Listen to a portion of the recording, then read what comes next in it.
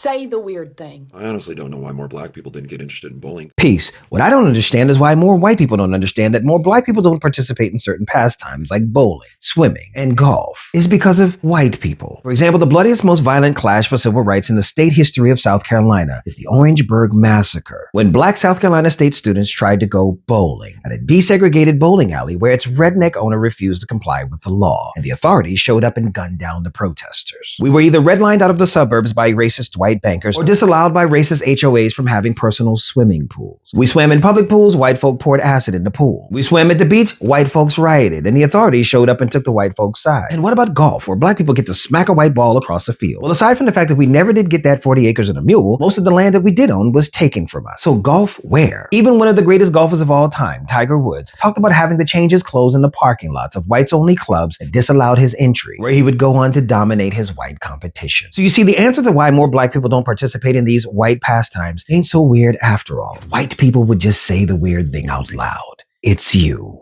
We out ya.